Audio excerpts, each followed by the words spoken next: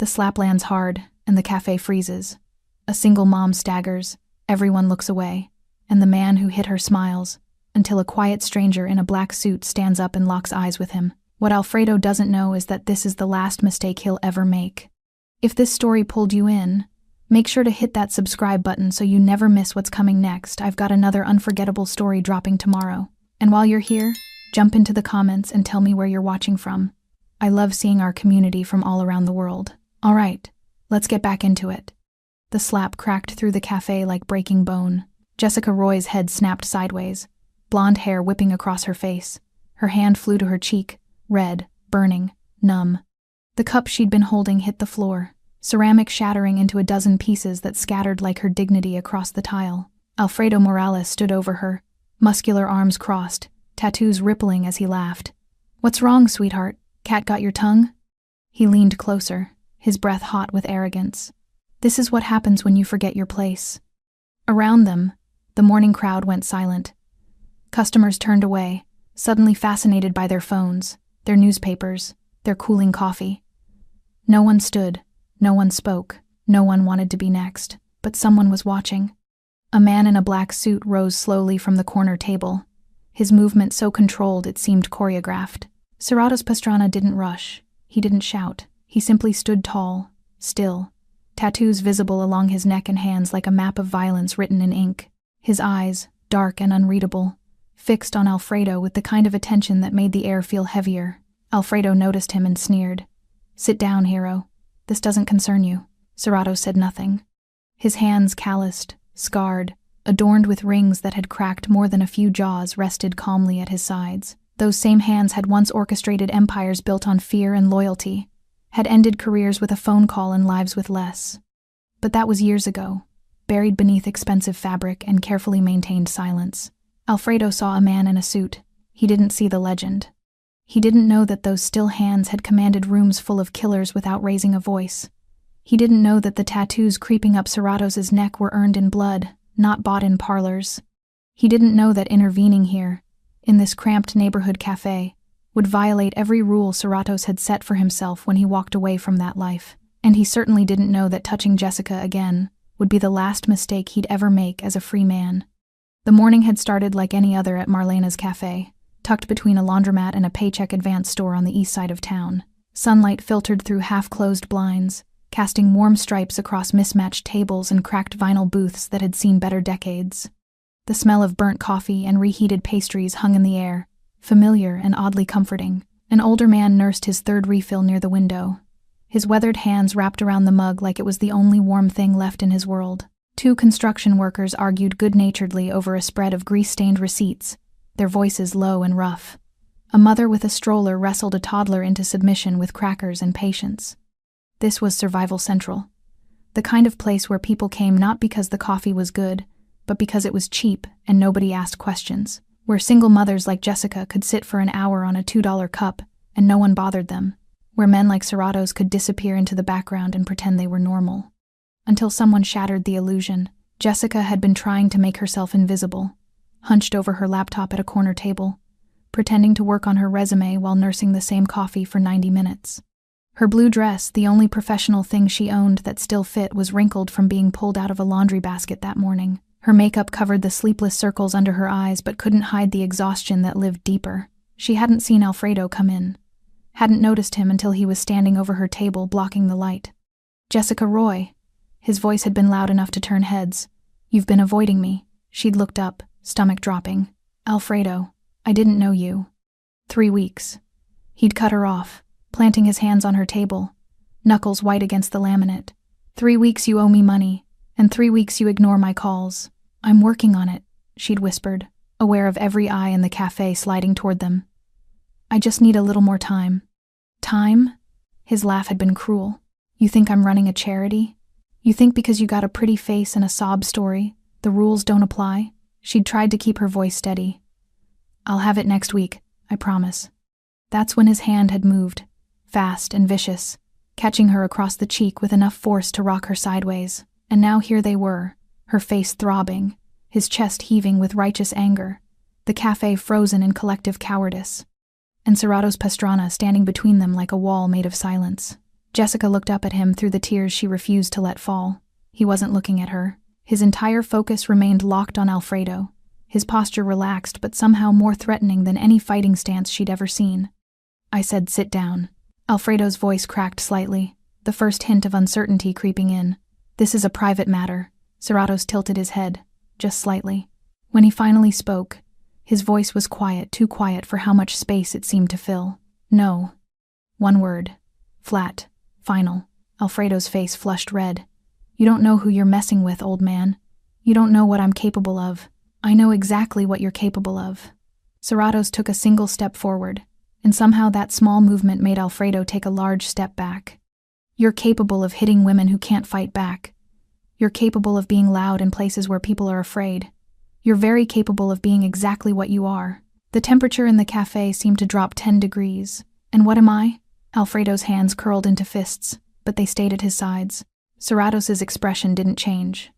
Small. For a moment, Jessica thought Alfredo might swing at him.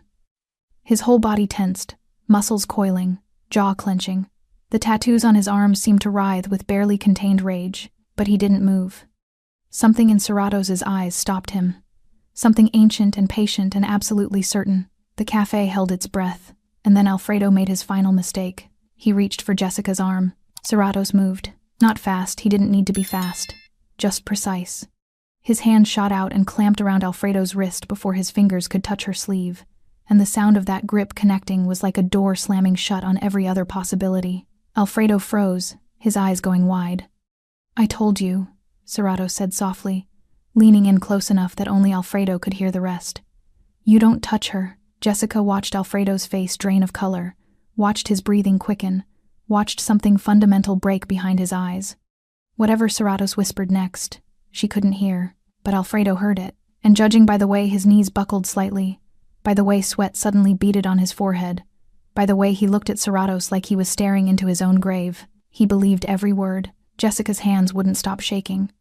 She pressed them flat against her thighs, willing them still, but they trembled anyway, fine tremors that traveled up her arms and settled somewhere deep in her chest, where breathing had become a conscious effort. The cafe buzzed with whispered conversations now, the silence broken but not dispelled. People were talking, but not to her, never to her.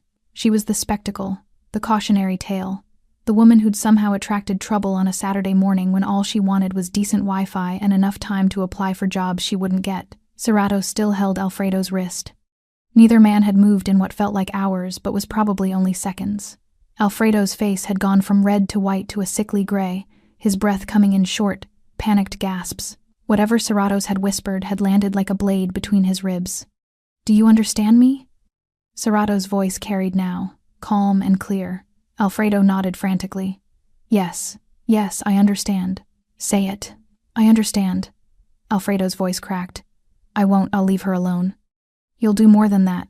Serratos released his wrist but didn't step back. "You'll apologize."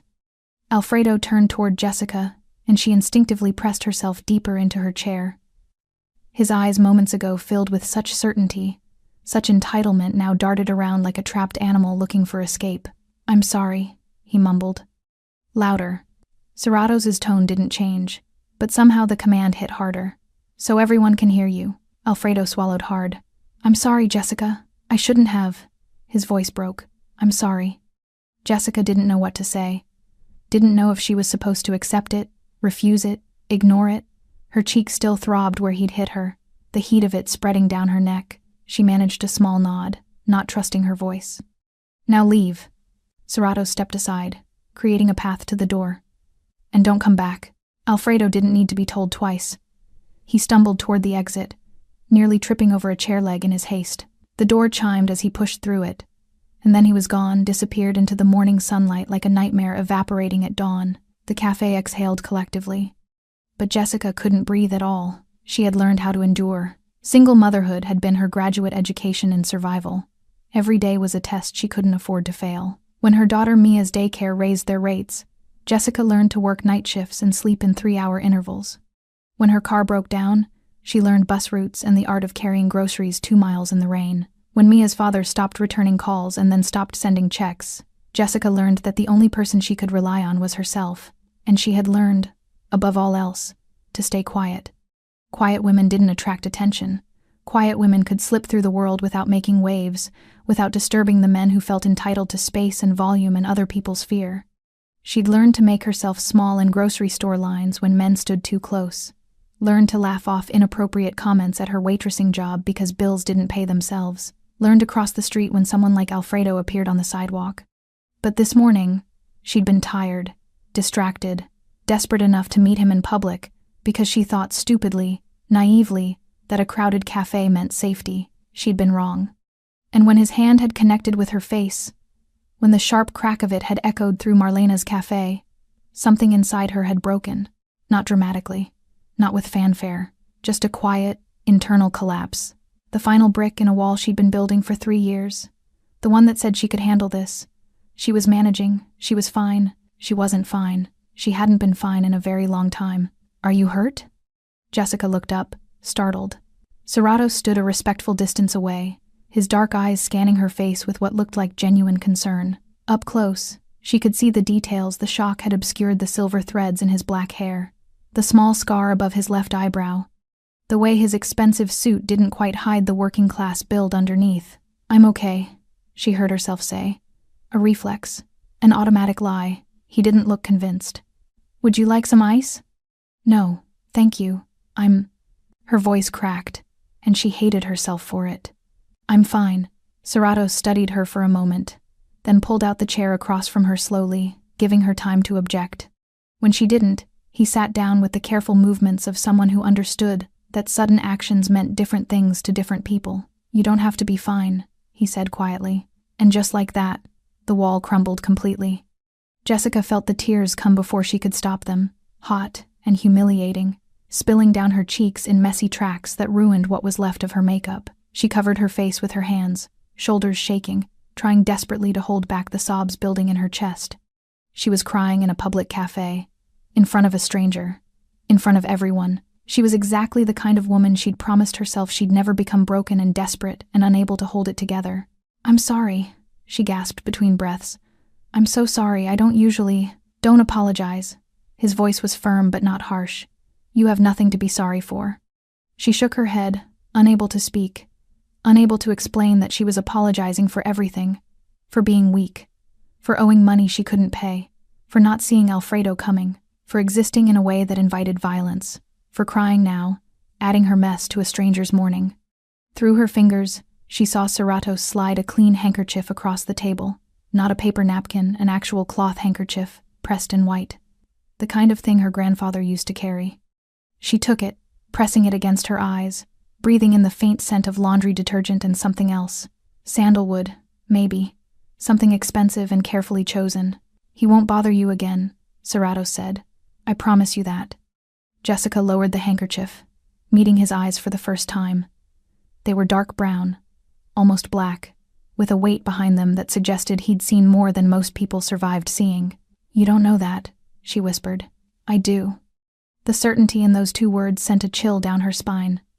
Not fear, something else. Something that felt dangerously close to hope. "Why did you help me?" The question escaped before she could stop it. "You don't even know me." Serratos was quiet for a moment, his gaze drifting to the window where morning light painted the street in gold. "Because someone should have," he said finally. "And no one else did. The construction workers left first, mumbling about being late to a job site that probably didn't exist. Then the mother with the stroller, suddenly remembering an appointment. One by one, the cafe emptied like water draining from a bathtub, until only the regulars remained, the ones too stubborn or too curious to abandon their posts.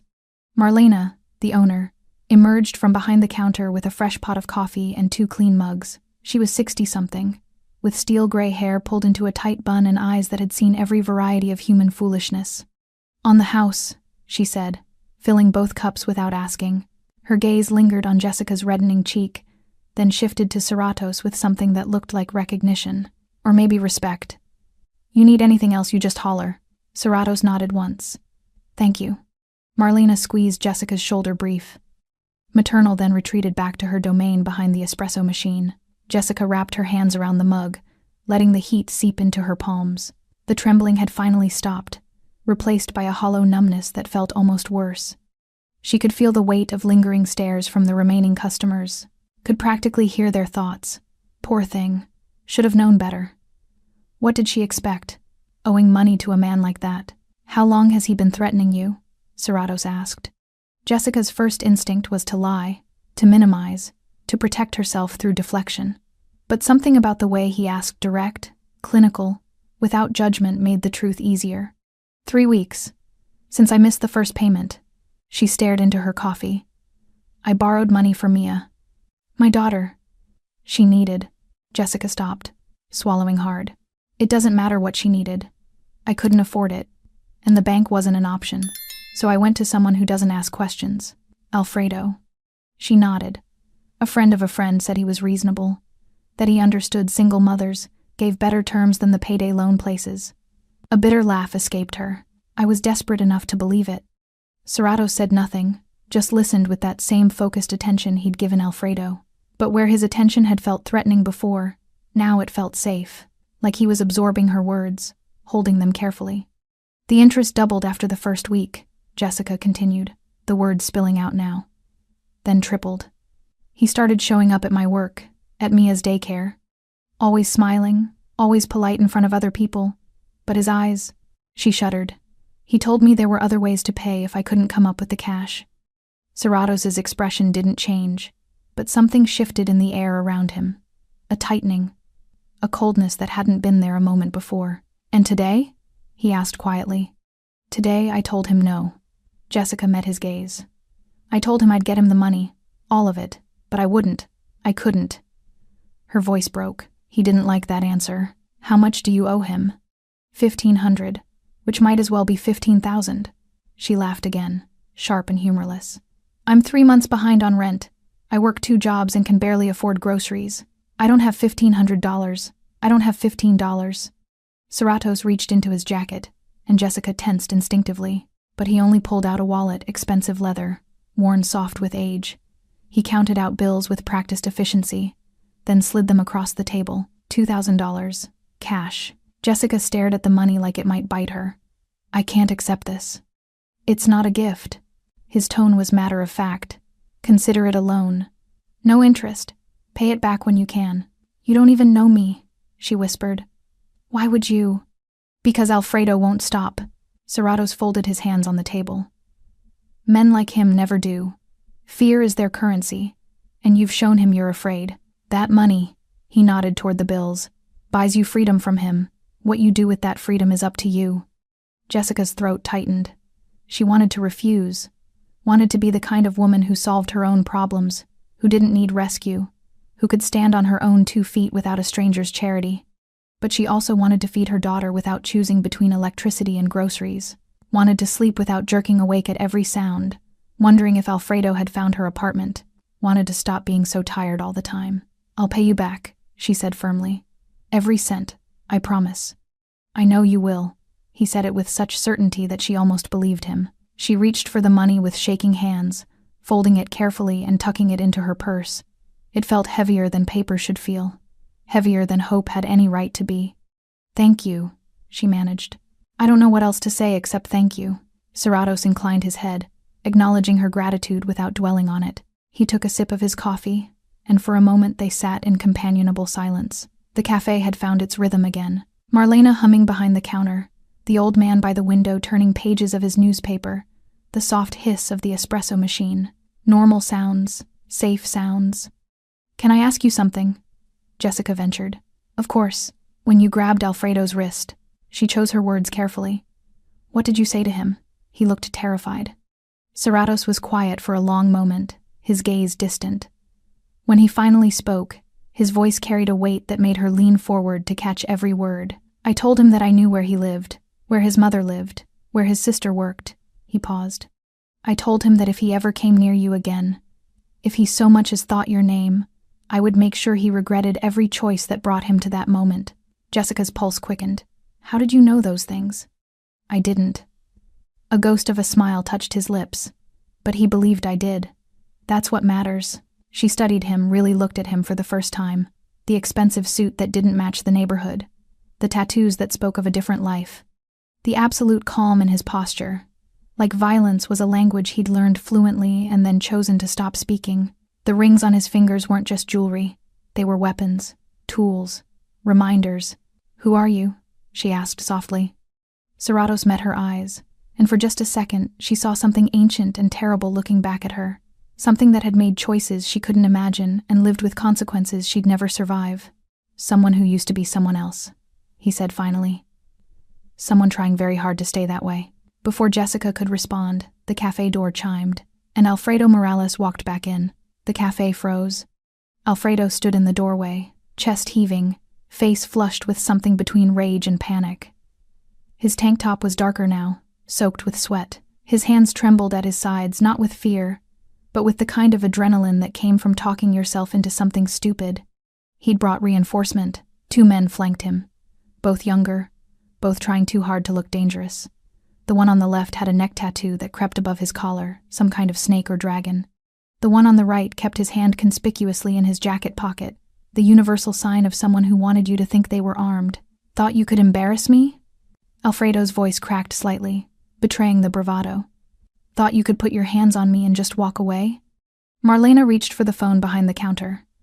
Serratos raised one hand slightly, a small gesture, but she stopped, waited. Jessica's heart hammered against her ribs. The money in her purse suddenly felt like evidence, like something that would get them all killed. She started to stand, to run, to do anything. Serratos' other hand moved to the table, palm down. Not touching her, but close enough that she felt the instruction. "Stay still, stay quiet." She stayed. Serratos stood slowly, buttoning his suit jacket with casual precision. The movement was unhurried, almost bored, and somehow that made it more threatening than if he'd jumped to his feet. "You should leave," he said simply. Alfredo laughed harsh, desperate. "You think I'm scared of you, old man? You think because you got lucky once that means something?" He gestured to his companions. "There's 3 of us now, 3 against 1. You like those odds?" "No." Serratos tilted his head slightly. "But you're going to." The man on the right shifted his weight, hand still in his pocket. "Big talk for someone who's outnumbered." Serratos' gaze moved to him, slow, deliberate. "Take your hand out of your pocket." "Or what?" "Or I'll assume you're actually holding something, and react accordingly." His voice remained perfectly level. "Right now, I think you're bluffing. I think you're 19, maybe 20, and you've never pulled a trigger in your life. I think that's a pack of cigarettes or maybe a cell phone, and you're hoping I'm too scared to call you on it." The young man's face flushed. "But if you keep your hand there," Serratos continued, "I have to treat you like a real threat. And real threats don't leave here on their feet." The hand came out of the pocket, empty. Alfredo's jaw clenched. "You don't know who you're messing with." "Actually," Serratos said, "I do." He reached into his jacket, the same gesture that had produced his wallet moments ago. Every muscle in the room tensed. But when his hand emerged, it held only a phone. He swiped the screen, typed briefly, then turned it so Alfredo could see. Jessica couldn't make out the details from where she sat, but she watched Alfredo's face drain of color, watched his eyes go wide, then wider, watched his breathing quicken into something close to hyperventilation. "That's your apartment on Maple Street," Serratos said conversationally. "3rd floor, Unit 304. The lock is broken, has been for 6 months. Building manager keeps promising to fix it but never does." He scrolled. "That's your mother's house. The one with the blue shutters and the garden gnomes she collects. She waters them every morning at 7. Alfredo's lips moved soundlessly. "That's your sister Carla. Works at the medical clinic on 5th. Takes the bus, always the 8:15. Sits in the back because she gets motion sick up front." Another swipe. "That's your nephew Diego. 4 years old. Goes to Little Learners Preschool. His favorite color is orange. He carries a stuffed dinosaur named Rex everywhere." "Stop." Alfredo's voice came out strangled. "Stop it." Serratos lowered the phone. "I can keep going. I know where your cousin works. I know which bar your friends drink at. I know the grocery store your mother goes to, the pharmacy where she picks up her blood pressure medication, the church she attends every Sunday." The man with the neck tattoo took a step backward. "Alfredo, maybe we should—" "I know all of this," Serratos continued, his voice never rising, never hardening, "because knowing things is how you survive in certain worlds. And you, Alfredo Morales, are a very small fish in a very large pond. You think you're dangerous because you can hit women and scare people who can't fight back. But real danger?" He paused. "Real danger doesn't announce itself. It just arrives." Jessica watched Alfredo's hands curl into fists, watched his whole body shake with impotent rage and dawning terror. He wanted to swing. She could see it in every tense muscle, every grinding tooth. But he couldn't. Something had broken inside him. "You're bluffing," Alfredo managed, but his voice carried no conviction. "You're just some guy in a suit. You can't, you wouldn't." "Wouldn't I?" Serrato stepped closer just one step, but it might as well have been a mile. "You walked into a public place and struck a defenseless woman. You humiliated her, hurt her. You did that because you thought power meant being the loudest, the strongest, the most violent person in the room. Another step, but power, real power, is knowing every detail of someone's life and choosing not to use it until you have to." His eyes locked onto Alfredo's. "Do I have to?" Silence crashed through the cafe like a tidal wave. Alfredo's breathing came in short, panicked gasps. His companions had backed up to the door, ready to bolt. The tough guy posturing had evaporated, leaving behind 3 scared men who'd stumbled into something far beyond their understanding. "I asked you a question," Serrato said softly. "Do I have to?" "No," Alfredo's voice broke. "No, you don't. Then what are you going to do?" Alfredo's gaze flickered to Jessica, then away, unable to hold it. "I'm going to leave her alone. The debt. It's gone. Forgotten. Say her name." "What? You used her name when you wanted to hurt her. Use it now when you're promising to stop." Alfredo swallowed hard. "Jessica. I'll leave Jessica alone. I swear. The money, she doesn't owe me anything. We're done." Serrato studied him for a long moment, then nodded once. "Good. Now leave. All of you." "And Alfredo?" He waited until the man met his eyes. "If I hear your name connected to hers again, if she has a flat tire, if her daughter gets scared at school, if anything unfortunate happens in her life, I'll know where to find you. And I won't be this polite." Alfredo practically ran for the door, his companion stumbling after him. The door chimed, and they were gone. The silence that followed felt sacred somehow. Holy. Jessica released a breath she hadn't realized she'd been holding, her entire body sagging against the chair like puppet strings cut. Her hands shook worse than before, not from fear this time, but from the sheer impossibility of what she'd just witnessed. A man had walked in ready for violence and walked out destroyed without a single punch thrown. Marlena emerged from behind the counter carrying a bottle of whiskey and 2 shot glasses. She set them on the table without a word, poured 2 generous measures, then disappeared back to her station. Some moments required acknowledgement, others required alcohol. Serratos remained standing, his gaze fixed on the door where Alfredo had vanished. In profile, Jessica could see the tension in his jaw, the rigid set of his shoulders beneath the expensive suit. Whatever calm he'd projected during the confrontation was cracking now that the threat had passed. His hands curled into fists, then relaxed, curled again. "Are you all right?" Jessica asked, surprised by her own concern. He turned to look at her, and for just a flash, barely a heartbeat, she saw something raw behind his eyes, something that looked like pain. "I swore I wouldn't do this again," he said quietly. "Do what?" "Become that person." He gestured vaguely toward the door. "The one who knows things, who threatens families, who makes people afraid to breathe." He sat down heavily, suddenly looking older than he had minutes ago. "I walked away from that life, buried it, and just now, I dug it up like it never left."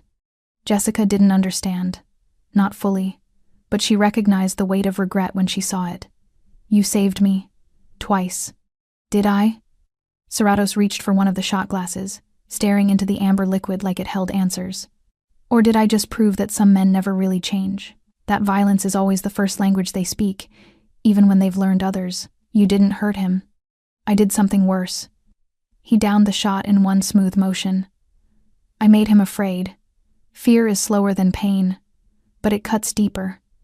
It follows you home, wakes you at 3 a.m, makes you see threats in every shadow." His voice dropped to something barely audible. "I learned that lesson a long time ago. In a different life." Jessica took her own shot, wincing as the whiskey burned down her throat. "What kind of life?" For a long moment, she thought he wouldn't answer. He sat there, jaw working, eyes distant, fighting some internal battle she couldn't see. Then he leaned back, and when he spoke, his voice carried the weight of confession. 20 years ago, my name meant something in this city. Not fame, infamy. I ran operations that touched 5 states, controlled territories, managed disagreements." He studied his hands, turning them palm up as if seeing them for the first time. These hands signed orders that ended careers, destroyed families, buried problems that got too loud. Jessica's breath caught, but she didn't interrupt. I was good at it, he continued. Too good. Started young, rose fast, built an empire on loyalty and fear in equal measure. People respected me. Not because they liked me, because they understood what happened when you crossed me. His thumb traced the scar above his eyebrow. Got this from a man who thought he could take what was mine. He was wrong. They were all wrong. The cafe felt smaller suddenly, closer. I had everything a man like me could want. Money, power, control. I walked into rooms and watched grown men calculate their words before speaking. I snapped my fingers and things happened. Doors opened, problems vanished, entire lives changed direction. He paused. And then I met Sophia. The name came out different from the others. Softer, careful. She worked at a clinic in the East District. Nurse, saw me come in with a knife wound I couldn't take to a hospital. She patched me up, told me I was an idiot, and charged me $20 for supplies. A ghost of a smile touched his lips. She had no idea who I was, didn't care. When I tried to give her $500, she refused. Said if I had that kind of money lying around, I should donate it to the children's ward. Jessica found herself leaning forward, caught in the story. I fell in love with her because she saw a man bleeding and nothing else. No reputation. No fear. Just someone who needed help. His voice roughened. She made me want to be the person she thought I was. So I tried. Started pulling back from the business. Delegating. Planning an exit. What happened? Jessica whispered. Rivals happened. Enemies happened. People who saw weakness in a king stepping down from his throne. Cerratos's hands curled into fists again. They came for her. Thought they could leverage me, force me back into the game. They didn't kill her, didn't need to. Just scared her badly enough that she finally asked who I really was. He was silent for a long moment. I told her everything, every ugly truth, every choice I'd made, every consequence I'd caused, and she looked at me like I was a stranger. Because I was. He exhaled slowly. She left the next morning, wrote me a letter saying she couldn't love someone capable of the things I'd done. That violence, even distant violence, even justified violence, had a cost she couldn't afford to pay. Jessica's chest tightened. Don't be. She was right. Cerratos met her eyes. That's when I walked away. Really walked away. Dismantled what I'd built, piece by piece. Paid people off. Called in favors. Made arrangements. It took 3 years to disappear, but I did it. Became someone new. Someone quiet. And you've been that person ever since? Until today. His jaw clenched. Until I saw that man hit you and remembered exactly who I used to be. How easy it is to slip back into old patterns. How good it feels to have that kind of power again. But you didn't hurt him, Jessica insisted. You could have. I saw it in your eyes, you could have destroyed him. But you chose not to. I chose restraint, Cerratos corrected. That's not the same as being good. That's just being controlled. Jessica reached across the table, her hand hovering near his. Not touching, but close. You protected me. Whatever you were before, whoever you used to be today, you were someone who stood up when no one else would. His eyes found hers, searching for something. Absolution, maybe, or permission to believe her. Sophia was right about one thing, he said finally. Violence has a cost, and I've been paying it for 5 years. He stood, straightening his jacket, composing himself back into the calm, controlled man who'd first stood up. But some debts are worth it. He pulled out his wallet, left $200 bills on the table, far more than their coffee cost, and turned toward the door. Wait, Jessica called. Will I see you again? Cerratos paused, his hand on the door.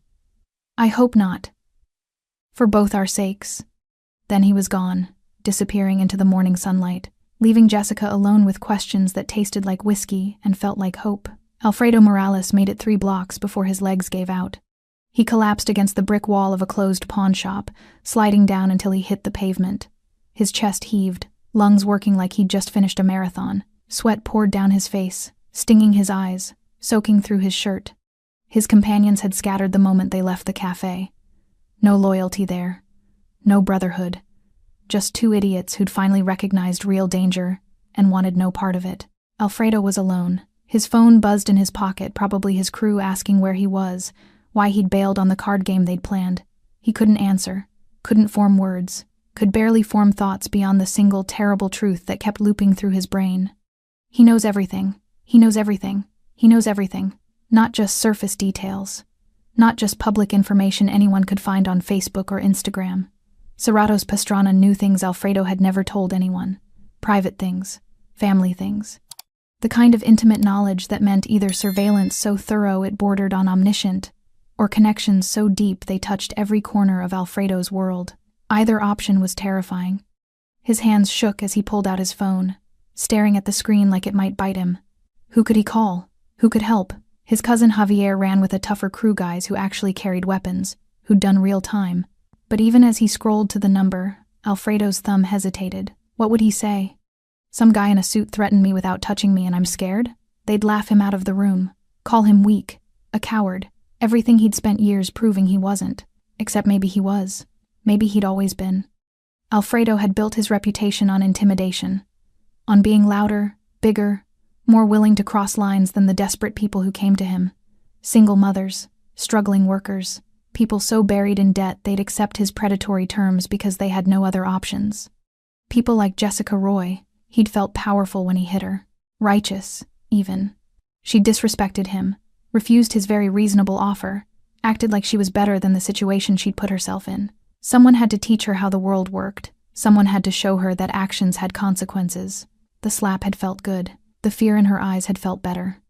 And when no one in that cafe moved to stop him, when they all looked away like they always did, Alfredo had felt invincible, untouchable, a king in his small kingdom. Then Serratos Pastrana had stood up, and Alfredo's kingdom had crumbled into dust. His phone buzzed again, this time a text from his mother. "Mijo, are you coming for dinner Sunday? Making your favorite?" Alfredo stared at the words, and something broke inside him. His mother. Her little house with the blue shutters and the ridiculous garden gnomes she loved like children. The woman who'd worked 3 jobs to keep him fed after his father left, who'd believed him every time he promised he was going straight, getting legitimate work, leaving the street life behind. The woman Serratos Pastrana could reach with a phone call. Alfredo's stomach churned. He leaned over and vomited into the gutter, hot, acidic, humiliating. When he finished, he stayed there on his hands and knees, gasping, tasting bile and fear in equal measure. How long had Pastrana been watching? Days? Weeks? Had he photographed Alfredo's family, followed his mother to church, watched his nephew play at preschool? The questions spiraled, each one worse than the last, until Alfredo couldn't distinguish between paranoia and reality. Every car that passed suddenly seemed suspicious, every pedestrian a potential spy. The city he'd navigated with such confidence now felt like a minefield, where every step might trigger consequences he couldn't see coming. This was worse than a beating. A beating had an end. You took your hits, healed up, moved on. Maybe you got revenge, maybe you didn't, but at least you knew where you stood. This was infinite, open-ended. A threat that hung over everything Alfredo did, every choice he made, every person he cared about. Serratos hadn't hurt him, had barely touched him, but Alfredo would carry this moment for the rest of his life. He'd wake up at 3 in the morning wondering if today was the day Pastrana changed his mind. He'd see his mother and think about how vulnerable she was. He'd watch his nephew play and calculate how easily that joy could be shattered. Fear was a cage without bars, and Alfredo had just been locked inside. His phone buzzed a 3rd time. Different number. One he didn't recognize. Against every instinct, he answered. Alfredo Morales. The voice was unfamiliar male, professional, carefully neutral. "My name is Ramon. I work for certain people who've taken an interest in your recent activities." Alfredo's blood ran cold. "I don't know what you're—" "The cafe on Morrison Street, 47 minutes ago. You had an interaction with Serratos Pastrana." Silence. Alfredo couldn't breathe. "I'm calling to give you advice." Ramon continued. "Free advice, which you should take seriously. Walk away from Jessica Roy. Forgive the debt. Forget her name. Pretend she never existed." "Who are you?" Alfredo managed. "Someone who remembers when Pastrana ran half this city, when his word was law and his patience was legend, right up until it wasn't." A pause. "He's been retired for 5 years, quiet, peaceful, bothering nobody. But men like him don't forget how to be what they were. They just choose not to be." "He threatened my family," Alfredo whispered. "No," Ramon corrected. "He gave you information. There's a difference. He showed you that he could threaten your family without actually doing it. That's restraint. That's him being merciful. The voice hardened. Don't mistake mercy for weakness. Don't test whether he's still capable of following through. Because I promise you, he is. What do you want from me? Nothing. This is a courtesy call. There are people who'd prefer Pastrana stay retired, people who benefit from his absence. But if you force his hand, if you make him become what he used to be, Ramon let the implication hang. Well, that would be bad for everyone. Especially you. The line went dead. Alfredo sat there, phone pressed to his ear, listening to silence. When he finally lowered it, his hands were shaking so badly he nearly dropped it. He thought about going after Jessica anyway. About proving he wasn't scared. About gathering his crew and… No. That was pride talking. And pride was expensive. Alfredo pulled up his contact list, found Jessica's number, and blocked it. Then he deleted it entirely. Opened his Ledger app and erased her debt. Removed every trace of her from his phone, his records, his memory. She didn't exist. She'd never existed. And if Alfredo was very, very lucky, Serrato's Pastrana would forget he existed too. He pulled himself to his feet, legs still unsteady, and started walking. Not home. Not to his mother's. Not anywhere familiar. Just walking, trying to outrun the fear he knew would follow him forever. Jessica stayed in the cafe for another hour after Serratos left. She told herself it was because she needed the Wi-Fi to finish her job applications. That the coffee was already paid for. That Mia wouldn't be done with her playdate until 3, so there was no rush. But the truth was simpler and more complicated. She didn't know how to leave. The cafe had become something different in the span of 90 minutes. It had been the place where she was humiliated, then the place where she was saved, and now it was the place where she had to figure out what came next. The money in her purse felt like a bomb. $2,000 in cash, more than she'd held at one time in years. Freedom. Possibility. A chance to breathe. And yet, you gonna stare at that laptop all day or actually type something? Marlena appeared with a fresh pot of coffee, topping off Jessica's mug without asking. Sorry, I'll order something else. Did I ask you to order? Marlena's tone was gruff but not unkind. She pulled out the chair Serratos had occupied and sat down with a heavy sigh.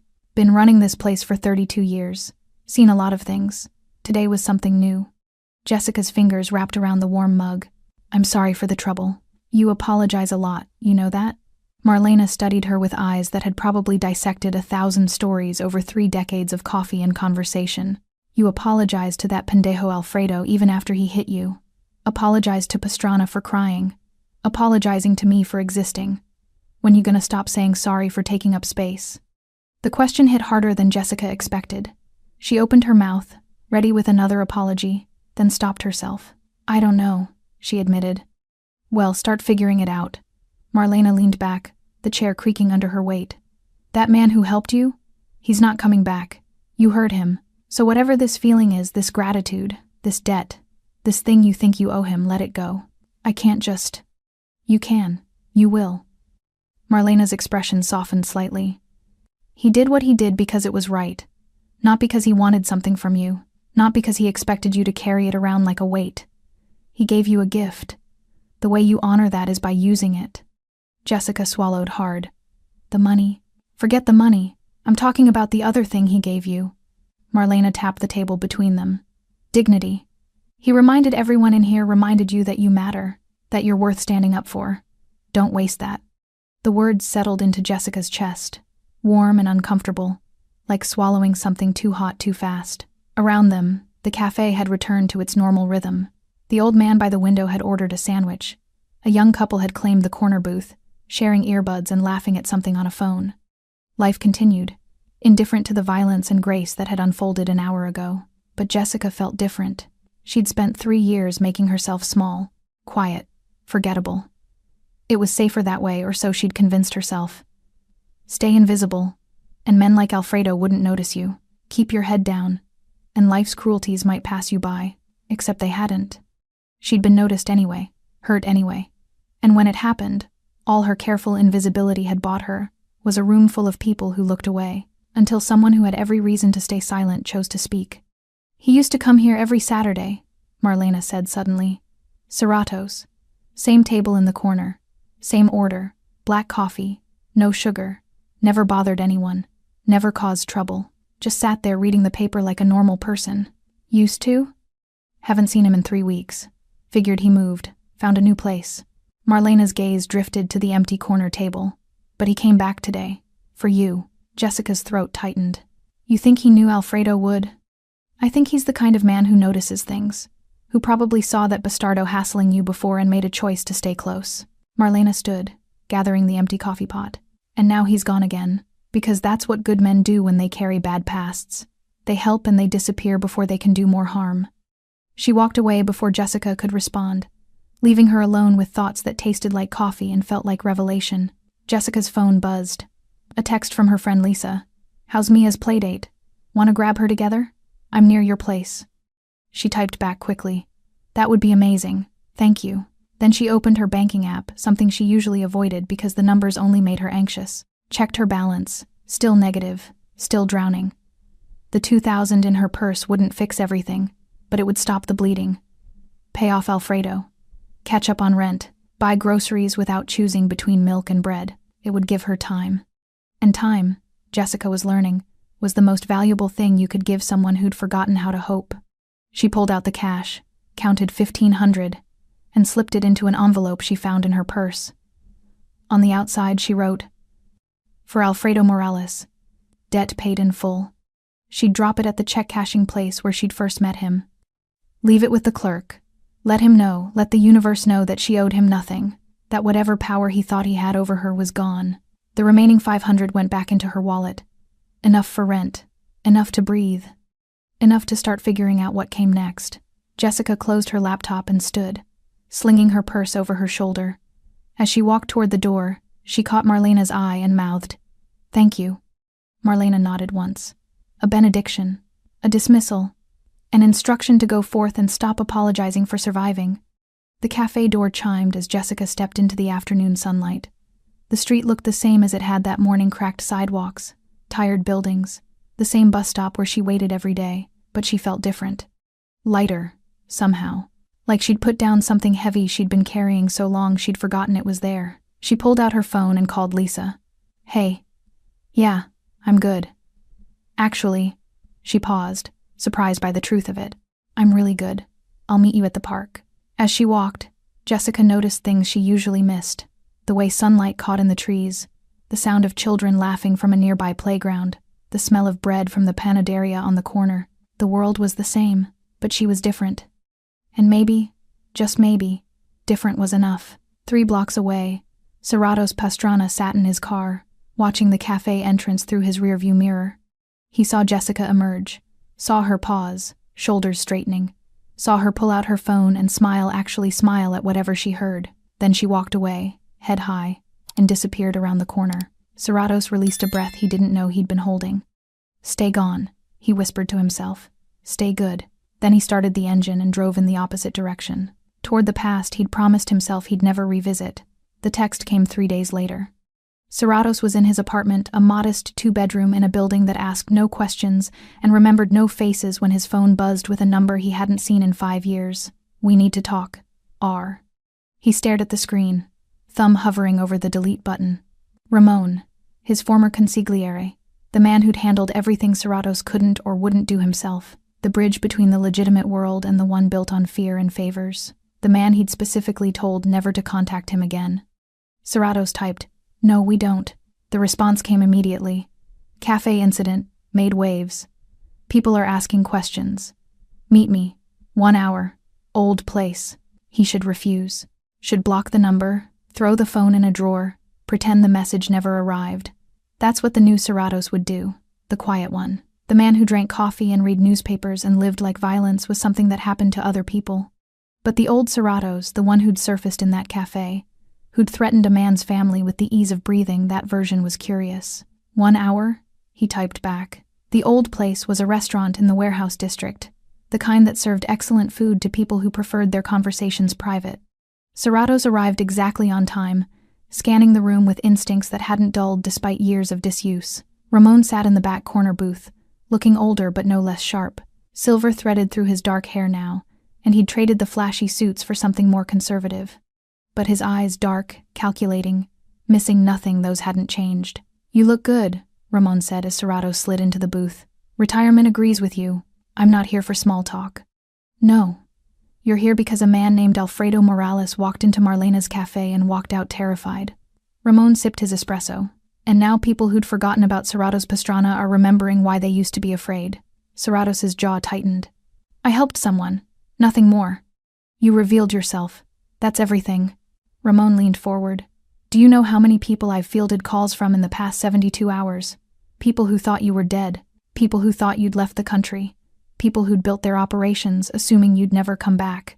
I'm not coming back. They don't know that. All they know is that the man who once controlled half this city just demonstrated he still has reach, still has knowledge, still has teeth." Ramon's voice dropped. "You've destabilized an equilibrium that took 5 years to build." Serratos felt something cold settle in his chest. "What do you want, Ramon? I want to know your intentions. Because right now, there are 3 different factions trying to decide if you're a threat or an opportunity. The Koreans think you're planning to reclaim territory. The Italians are debating whether to welcome you back or eliminate you preemptively. And the independents." He shook his head. "They're scared. Scared people make bad decisions. I threatened one small-time loan shark. That's all." "You think that's all?" Ramon pulled out his phone, scrolled, turned it toward Serratos. "Alfredo Morales has stopped operating entirely, forgave every outstanding debt, closed his books. Word is he won't even leave his apartment." Serratos said nothing. His crew scattered. Nobody wants to be associated with the man Serratos Pastrana personally warned off. Ramon pocketed his phone. "You created a vacuum, and nature abhors a vacuum. That's not my problem. It will be when someone tries to fill it by testing whether you're really as dangerous as the stories say." Ramon's expression hardened. "You can't be half-retired, Serratos. Either you're out completely, invisibly out, or you're in. There's no middle ground. Not in this world." The words hit like a physical blow because Serratos knew they were true.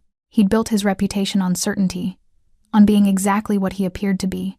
The moment he introduced ambiguity, he became a target. "What do you suggest?" he asked quietly. "Disappear. Really disappear this time. New city, new name. Let me spread word that you're gone for good." Ramon paused. "Or come back. Reclaim what was yours. There's still infrastructure in place. People who'd follow you. Money that never got redistributed." "No, then disappear." Serratos thought about his apartment, his Saturday mornings at Marlena's, the carefully constructed quiet life he'd built from the ashes of his old one.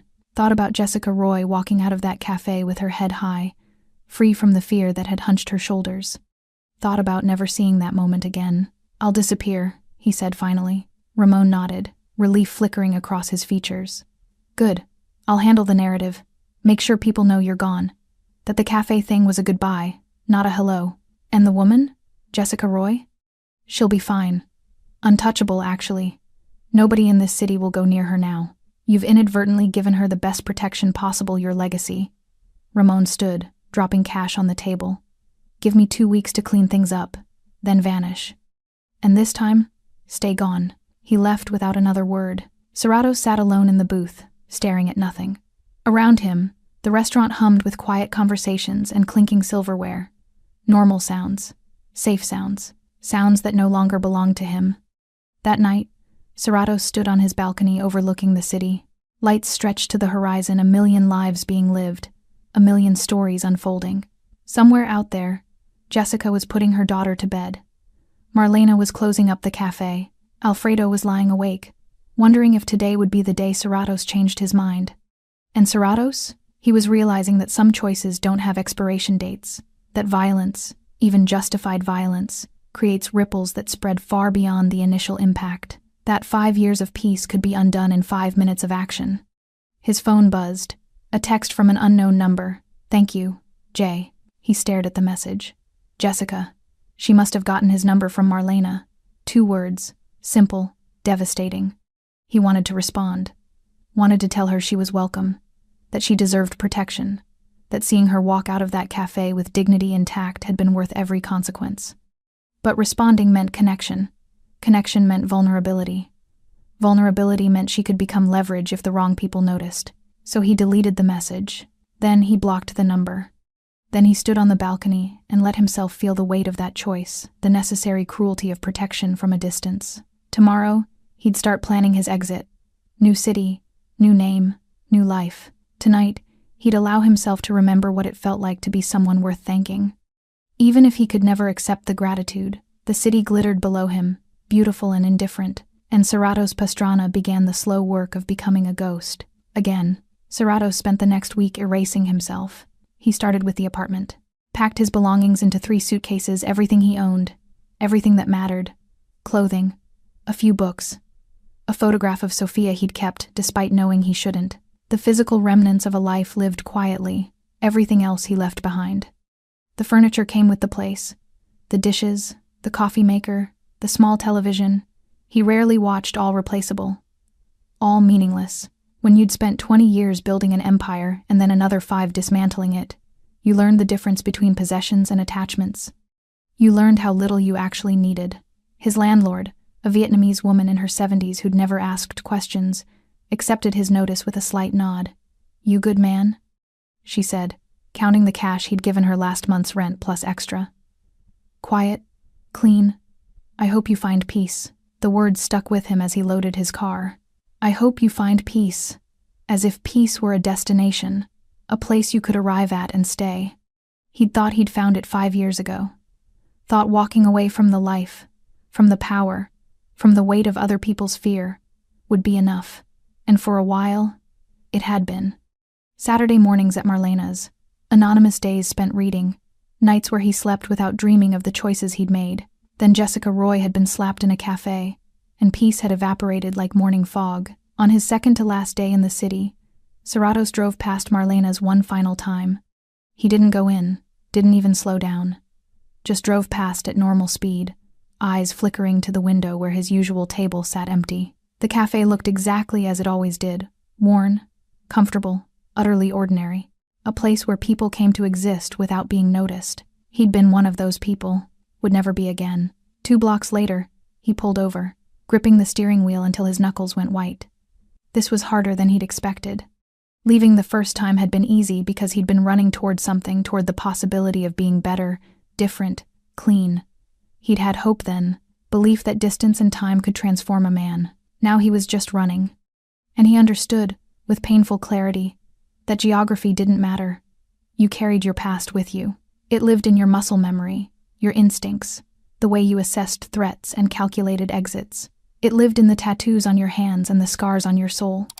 It lived in the moment you grabbed a stranger's wrist and made him understand exactly what kind of monster you could still be. His phone rang. Ramon. "It's done," his former consigliere said without preamble.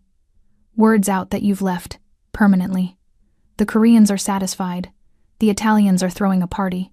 Everyone's relieved the ghost isn't coming back to haunt them. Good. There's something else." Ramon paused. "The woman, Jessica Roy. She went to the police."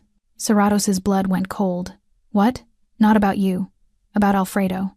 Filed a report about the assault, the loan sharking, everything. She gave them names, dates, records she'd kept." Ramon's voice carried something that might have been admiration. "She's not hiding anymore. She's fighting." Something warm and painful bloomed in Serratos's chest. Pride, hope, the knowledge that his intervention hadn't just saved her, it had reminded her she was worth saving. "Will she be safe?" he asked. "Safer than most. Alfredo won't retaliate, and I've put word out that she's protected. Nobody touches her. Ever." Ramon was quiet for a moment. "You did good, Serratos. Even if it complicated everything, you did good. Doesn't feel like it. It never does. But that woman is alive and fighting because you stood up. That counts for something. They said their goodbyes, final ones this time. No promises to stay in touch. No assurances they'd meet again. Just the acknowledgement that some chapters end completely." Serratos sat in his car, engine idling, watching the city wake up around him. Morning commuters rushing to jobs, parents walking children to school, the ordinary machinery of life grinding forward, indifferent to the small dramas and large consequences that shaped individual fates. He thought about driving to the cafe one more time. Thought about walking in, ordering coffee, sitting at his table. Thought about seeing if Jessica might be there, might look up, might smile. Thought about all the ways that could go wrong. Instead, he pulled back into traffic and drove toward the highway, toward the state line, toward whatever came next. The drive took 6 hours. Serratos arrived in a mid-sized city he'd chosen almost at random, big enough to disappear in, small enough to navigate. He'd rented an apartment online, sight unseen, paid 6 months up front in cash through a service that specialized in discretion. The building was unremarkable. The apartment more so. 1 bedroom, basic furniture, a window that overlooked a parking lot. It could have been anywhere, could have been nowhere. That was the point. He unpacked slowly, methodically, hung his clothes, arranged his books, set Sophia's photograph on the nightstand, then moved it to a drawer. Some ghosts needed to stay buried. When he finished, the apartment looked barely lived in, temporary, transitional, like he was still leaving even as he arrived. Serratos stood in the center of the empty living room and let himself feel the full weight of what he'd done. He'd helped someone, saved someone, and the cost was everything he'd built in 5 years of careful invisibility. The cost was peace, but maybe peace had always been an illusion. Maybe men like him didn't get to retire, didn't get to walk away clean. Maybe the best they could hope for was to choose their moments, to use their violence sparingly, carefully, only when someone crossed a line that couldn't be uncrossed. He'd crossed his own line in that cafe, and he'd do it again. That realization settled into his bones like certainty. If he saw another Jessica, another moment where someone needed protection and no one else would provide it, he'd stand up. He'd intervene. He'd become the thing he'd spent 5 years trying to forget. Because some truths were inescapable. Violence lived in him. Would always live in him. The question wasn't whether to use it, but when. And for whom. Serratos walked to the window, looking out at a city he didn't know filled with people he'd never meet. Somewhere in his old city, Jessica Roy was rebuilding her life. Marlena was pouring coffee, Alfredo was learning to live with fear, and Serratos Pastrana? He was learning that redemption wasn't a destination. It was a choice you made every single day, sometimes quietly, sometimes with someone else's wrist in your hand and whispered threats in their ear, always with the knowledge that the man you were would always shadow the man you wanted to be. He closed the curtains. Tomorrow, he'd find a new cafe, a new table, a new attempt at peace. Tonight, he'd let himself remember what it felt like to matter, even if mattering meant leaving. Jessica Roy stood in front of the bathroom mirror, practicing. "My name is Jessica Roy, and I'm here to interview for the administrative assistant position." Her voice sounded stronger than it had a week ago. Steadier. She'd been practicing for 3 days now, ever since she'd received the call back from the law firm downtown. A real job. Benefits, salary instead of hourly wages and crossed fingers. A future. Mia appeared in the doorway, clutching her stuffed rabbit. "Mommy, you look pretty." Jessica turned, smoothing down the blue dress, the same one she'd worn to the cafe, now cleaned and pressed. She'd thought about buying something new with Serratos' money, but decided against it. This dress had survived the worst moment of her life. It deserved to see the best ones too. "Thank you, baby." She knelt down, eye level with her daughter. "You're going to stay with Miss Lisa today, okay? And when I pick you up, we'll get ice cream, even if you don't get the job?" Jessica smiled. Even then, because she'd learned something in that cafe, something that had taken root in the days since. Her worth wasn't conditional, wasn't dependent on whether she succeeded or failed, whether she had money or didn't, whether someone chose to help her or look away. She existed, she mattered, and that was enough. The police report had been terrifying to file. She'd sat in that sterile room, telling her story to a detective who'd probably heard 1,000 versions of it, wondering if Alfredo would retaliate, if reporting him would make things worse instead of better. But the detective had listened, had taken notes, had told her she was brave. And 2 days later, she'd received a call. Alfredo Morales was under investigation. Multiple women had come forward after Jessica's report. He wouldn't be threatening anyone for a long time. She'd cried when she hung up. Relief, gratitude. The strange, weightless feeling of a burden lifted. The interview went better than she'd hoped. The managing partner, a woman in her 50s with kind eyes and no-nonsense demeanor, asked about her work history, her skills, her ability to handle difficult situations. Jessica thought about Alfredo, about standing in that cafe with her cheek burning and her dignity in pieces, about choosing to file that police report even though every instinct screamed to stay quiet. "I'm good under pressure," she said, "and I don't give up easily." The partner smiled. "When can you start?" Jessica picked Mia up from Lisa's apartment, true to her promise. They went for ice cream at the small shop near the park, 1 scoop each. Chocolate for Mia, vanilla for Jessica. They sat on a bench in the afternoon sun, watching other children play. "Did you get the job?" Mia asked, chocolate rimming her mouth. "I did. Because you're smart? Because I tried." Jessica wiped her daughter's face with a napkin. "And sometimes that's enough." They finished their ice cream in comfortable silence. Around them, the city hummed with its usual chaos, cars honking, people talking, the distant sound of construction, the same sounds that had filled the background of Jessica's life for years, but she heard them differently now. Not as noise, but as evidence. Evidence that life continued, that the world kept turning, that moments of violence and grace could exist side by side, and neither one defined you completely. You defined yourself. That evening, after Mia was asleep, Jessica sat at her small kitchen table with a pen and paper. She wrote, "Dear Serratos," then stopped. What could she possibly say? Thank you felt inadequate. The money sat in her account. She'd only used $1,500 to settle with Alfredo before learning he'd forgiven the debt entirely. The rest she'd saved, a cushion against emergencies that used to flatten her. But the real gift hadn't been the money. It had been the reminder that she deserved protection.